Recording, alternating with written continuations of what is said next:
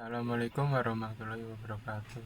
Saya dari kelompok 6 ingin mempresentasikan hasil kerja kami, analisis kualitas tidur dan gaya hidup atau sleep health and lifestyle menggunakan metode machine learning. Perkenalkan anggota kami dari kelompok 6, yang pertama yaitu rekan saya, dan kedua ada Mas Gilang, dan ketiga saya sendiri yaitu Angga Fauzi, dan keempat rekan saya. Nah, di sini saya akan menjelaskan latar belakang. Tidur merupakan kebutuhan dasar manusia yang berperan penting dalam menjaga kesehatan fisik, mental, dan kognitif. Kualitas tidur yang baik mendukung pemulihan tubuh, keseimbangan hormon, serta metabolisme. Namun, gaya hidup yang sibuk, kurang bergerak, dan penuh tekanan akademik maupun pekerjaan sering membuat kualitas tidur terganggu. Gangguan tidur seperti insomnia dan sleep apnea dapat berdampak pada menurunnya produktivitas, kesehatan jantung, dan kondisi mental. Oleh karena itu, penelitian ini menggunakan machine learning untuk menganalisis dan memprediksi kualitas tidur berdasarkan data sleep health and lifestyle. Di sini kami mendapatkan rumusan masalah. Yang pertama yaitu bagaimana hubungan antara jumlah langkah harian dengan stabilitas detak jantung seseorang. Yang kedua, apakah durasi tidur harian mempengaruhi kualitas tidur seseorang? Dan yang terakhir, apakah jenis pekerjaan dapat mempengaruhi kualitas tidur seseorang? Dan ketiga, tujuan penelitian yang pertama yaitu untuk menganalisis hubungan antara jumlah langkah harian dengan tingkat kestabilan detak jantung seseorang. Yang kedua, untuk mengetahui pengaruh durasi tidur per hari terhadap kualitas tidur. Dan yang terakhir, untuk mengetahui pengaruh jenis pekerjaan terhadap tidur seseorang. Dan manfaat penelitian ini, pertama, manfaat teoritis. Laporan ini diharapkan dapat menjadi referensi tambahan dalam pengembangan kajian mengenai penerapan machine learning pada bidang kesehatan tidur, khususnya yang berkaitan dengan faktor gaya hidup. Dua, manfaat praktis. Secara praktis, hasil analisis ini dapat digunakan sebagai dasar pengembangan alat bantu screening awal risiko gangguan tidur, serta sebagai bahan edukasi mengenai pentingnya pengelolaan gaya hidup atau aktivitas fisik, manajemen stres dan berat badan dalam menjaga kualitas tidur.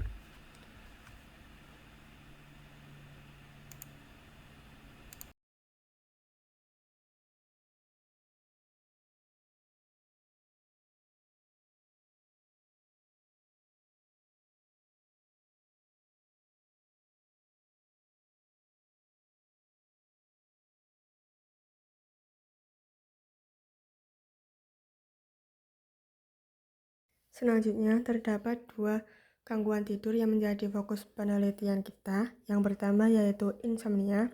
Insomnia adalah gangguan tidur yang membuat seseorang sulit memulai, mempertahankan, atau merasa segar setelah tidur. Kondisi ini dapat dipengaruhi oleh stres, kecemasan, dan pola hidup yang tidak teratur. Yang kedua ada sleep apnea, adalah gangguan tidur yang ditandai dengan terhentinya nafas berulang kali saat tidur akibat penyumbatan saluran nafas atas. Gangguan ini sering dikaitkan dengan kelebihan berat badan, terutama penumpukan lemak di area leher. Pada penelitian menunjukkan bahwa indeks massa tubuh dan tekanan darah berhubungan dengan kualitas tidur pada lansia. Yang selanjutnya ada faktor gaya hidup yang mempengaruhi kesehatan tidur. Kesehatan tidur yang dipengaruhi oleh berbagai faktor gaya hidup dan karakteristik individu. Di antaranya adalah tingkat stres, aktivitas fisik, indeks massa tubuh, usia, jenis kelamin, dan jenis pekerjaan. Stres yang tinggi dapat membuat tubuh berada dalam kondisi siaga lebih lama karena peningkatan hormon kortisol, sehingga seseorang menjadi lebih sulit untuk tidur nyenyak. Sebaliknya, aktivitas fisik yang teratur dapat membantu tubuh menjadi lebih rileks, memperbaiki kualitas tubuh, dan mengurangi risiko insomnia. Selain itu, indeks massa tubuh yang tinggi juga dapat meningkatkan risiko gangguan tidur seperti sleep apnea.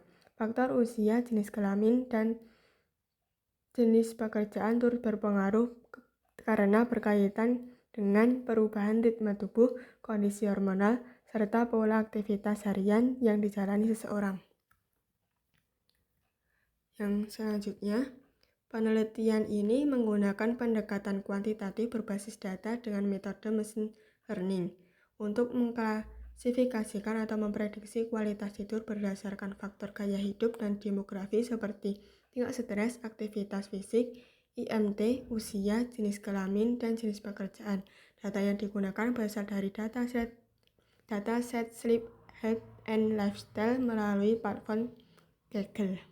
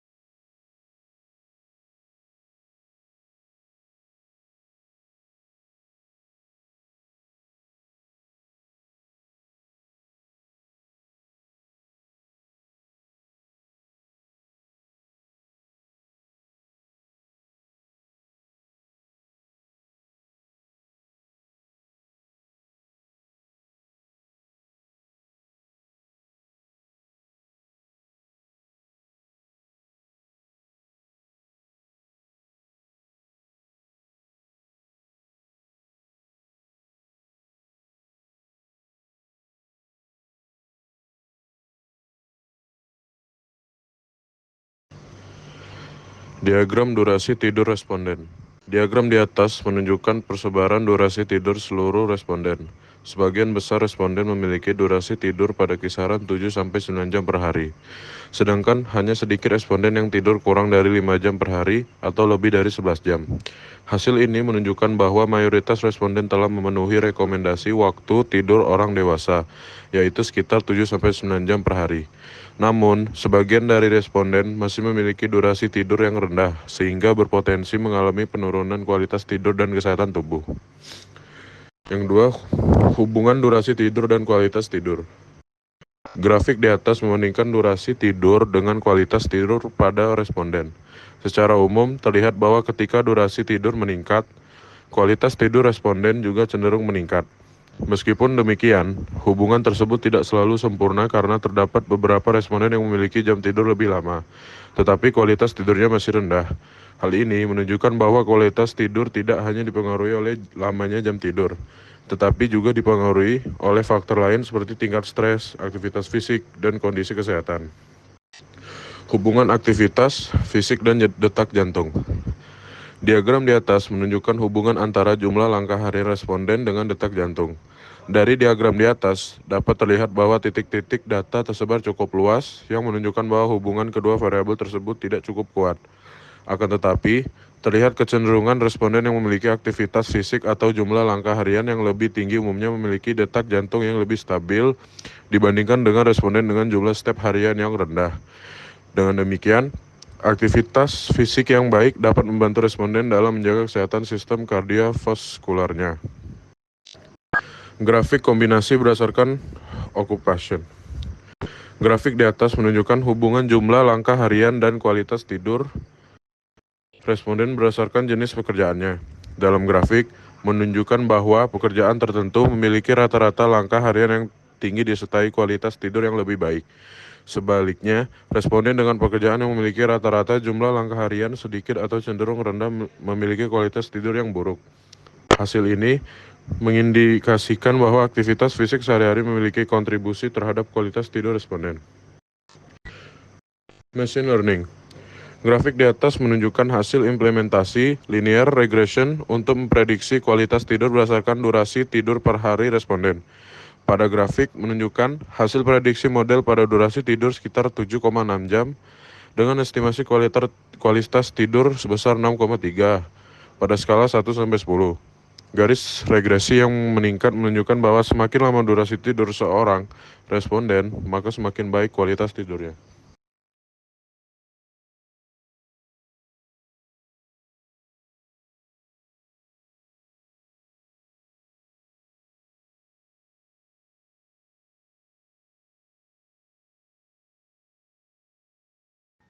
Selanjutnya, kesimpulan.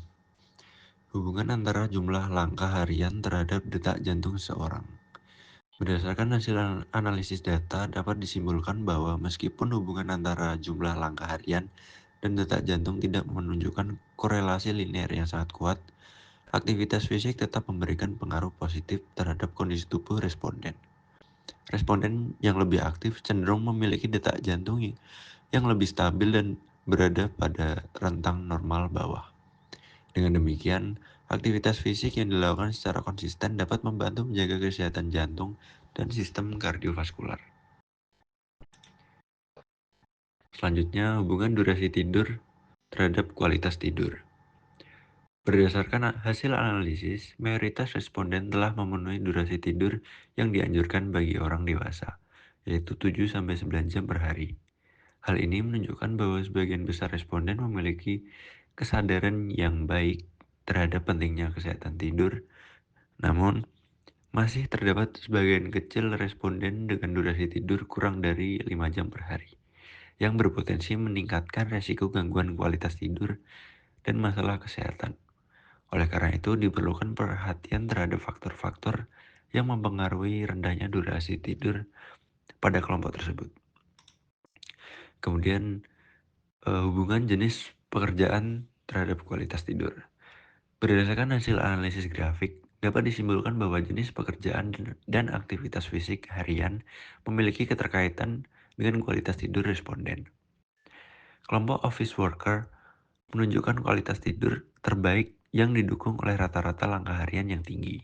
Sementara itu, pada kelompok student dan manual labor, terlihat bahwa tingkat aktivitas fisik yang tinggi tidak selalu menghasilkan kualitas tidur yang lebih baik. Temuan ini mengindikasikan bahwa karakteristik pekerjaan berperan dalam mempengaruhi pola aktivitas fisik sekaligus kualitas tidur responden. Kemudian saran. Yang pertama, kelompok pekerja dengan aktivitas fisik yang rendah perlu meningkatkan kebiasaan bergerak. Misalnya, melalui berjalan kaki atau peregangan ringan selama 5-10 menit di sela aktivitas untuk membantu menjaga kesehatan kardiovaskular dan mendukung kualitas tidur. Yang kedua, pada kelompok pelajar, peningkatan aktivitas fisik belum cukup untuk memperbaiki kualitas tidur. Oleh karena itu, diperlukan pengelolaan stres akademik, manajemen waktu, dan pengurangan kebiasaan begadang agar kualitas tidur dapat meningkat. Kemudian yang ketiga, responden dengan durasi tidur di bawah rekomendasi perlu meningkatkan jam tidur secara bertahap hingga mencapai 7-9 jam per hari. Upaya tersebut dapat dilakukan dengan menerapkan sleep hygiene seperti mengurangi penggunaan gawai sebelum tidur dan menjaga jadwal tidur yang konsisten. Baik, sekian presentasi dari kelompok kami. Bila ada tutur kata yang salah, mohon dimaafkan. Sekian, wassalamualaikum warahmatullahi wabarakatuh.